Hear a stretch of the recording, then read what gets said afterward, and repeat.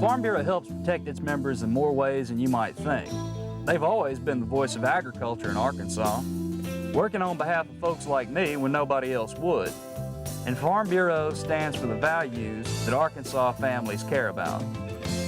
They've protected my right to farm and make a living, which helps everybody who likes food on the table. You know what they say, Arkansas counts on agriculture, and agriculture counts on Farm Bureau.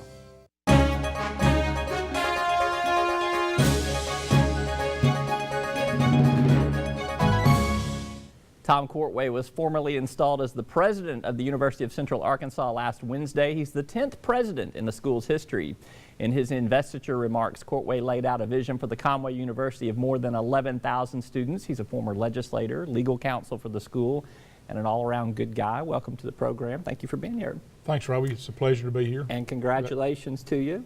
Thanks. How did you feel being at the center of attention all day on Wednesday? Was that something you're just... I know you well enough to know that that's a humbling experience for you. I was very uncomfortable, but the good thing about it, quite frankly, is the positive light it shines on the university, and it gives the state an opportunity to see the board, the fact that we have over 11,500 students, and we have a very dedicated faculty and staff that go to work each day. And so to that extent, I was glad to do it. Personally, it was uncomfortable. It really was. Well, we'll see if we can make you a little more comfortable here on our set. You better try hard. All right. Well, let's talk about one of the things that you mentioned you want to see some improvement on in terms of higher education and the University of Central Arkansas is an improvement in retention rates for students. Tell me what you think are the fundamental problem of retention. Why do we have problems, not just at UCA, but schools all over the state and the nation with retention? It's a combination of things. Obviously, one's academics. If you get put on probation or you don't do well academically, you're going to drop out from time to time. Homesickness is one. Financial reasons are another. And then one I've always preached on, quite frankly, because I've experienced it in my own household, is a failure to make a bond with the university or anyone there. And I tell our students all the time, you know, get involved in something, whatever it is. Whether it's a Greek organization, a religious group, the checker club. I don't really care, but when you come to college, don't just sit in the classroom and go eat by yourself. Go get involved in something. And I think that's very important. So I think it's one of those four factors. Some people used to preach that it was the pickup truck. That for financial reasons, everybody, I mean not everybody, many people wanted a new truck. Mm-hmm. So they dropped out and went to work to get a new truck. But I don't buy that really much anymore. I think it's either academics, financial, homesickness, or a failure to make a bond.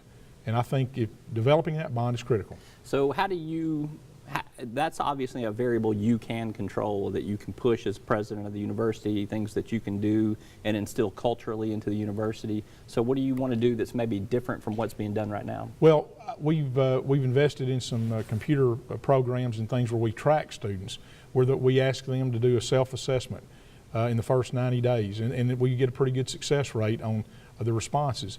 So we've instituted that. We also have used things that are housing people because, again, most of the freshmen are living on campus, and so we get our residence assistants and people that are in those residence halls to interact with them more. They do a great job already, but to try to ramp that up, we have what are called residential colleges, where if you're interested in the fine arts, you can live in a residence hall with students that have a similar course of study that they want to undertake. So all of those things together, but it's also, and this is what I preach, and people are sick of hearing me that, if you walk across campus and you see a student eating by themselves or sitting by themselves, I want people to go up and ask them. I want to sit down and talk to them. How are you doing? You know, is everything going okay? So there's no magic word. What if they tell you they want to be left alone? Well, then they do that some. Yeah, then you leave them alone.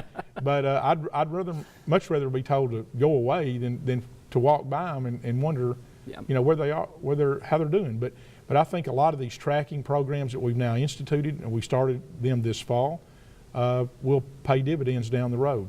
But I think it's the failure to make the bond that hurts. Let's talk about what's happening in the classroom experience too, because colleges all over this country, universities all over this country are going through a very transformational process right now in terms of what we consider the traditional classroom experience. You show up, you go into a classroom, you bring books, you have a lecture at the top of a chalkboard, and then you leave and you go study and you take tests. That whole dynamic is changing with the way people use technology. That whole dynamic is changing with the way non-traditional students are coming back into the higher education program. Where do you sense you guys are in terms of understanding those trends and adapting to them? I think we understand them. I don't think we maybe have adapted as quickly as we needed to, but we're going to, particularly online education, not only undergrad, but particularly graduate programs. You know, the days of someone going to graduate school and going to a college and sitting in a seat at night are, I think, almost over, except for clinical areas like, you know, some physical therapy, some nursing programs and things like that. But many, many other programs and degrees in graduate schools are doing completely online. In the undergrad, we still do some online education and some degrees, not fully degrees, I don't believe yet, but certainly for the ones in high demand where we have a lot of non-traditional students, I think that's something else we have to look at. The other component is in undergraduate education, that's very important, is what's called service learning.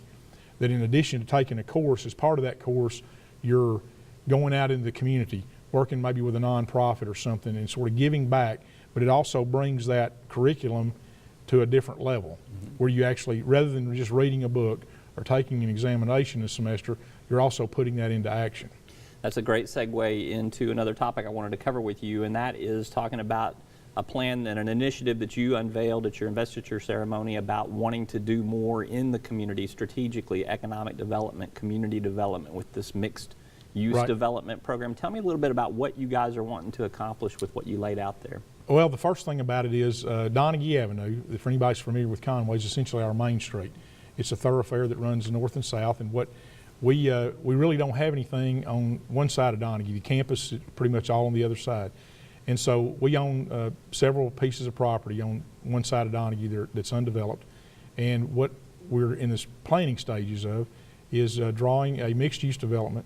And my vision and some of the other people on the campus is that we would have a ground floor of retail shops, you know, commercial type endeavors, and then upper floors would be student housing. We were talking, just kicking around the idea of about 200 private rooms, private beds up there. Right now our housing is about full capacity at UCA. About 3,600 students live on campus. So we need, as we move ahead, some additional student housing. There's a great demand for private rooms, as you can imagine. And to put those above a commercial, I mean, it'd be pretty neat to go to college to live above maybe the bookstore, a place where you can get your hair cut, get a sandwich, things like that, a pizza or something. And so we're looking at that. Hendricks has done a village. There's a block, if you're familiar with Fayetteville on Garland Street, it doesn't have student housing above it, but it has a strip there with the bookstore and a Walmart on campus and some other things. And something similar to that, but right across the street. And I mean, what it would do, it would not only make UCA a real, what I call a university thoroughfare right through there, but it would also, and as I view it, become a destination for people in the city of Conway. There are a lot of things going on downtown. We just announced Central Landing, which is going to be a great development. So this would sort of tie it all together. Yeah, so I think it's got a great potential. All right, you'll invite me to the ribbon cutting? Absolutely. All right, love to have you. I appreciate it. Tom Courtway, UCA President, thank you very much for being with us. Thank you very much.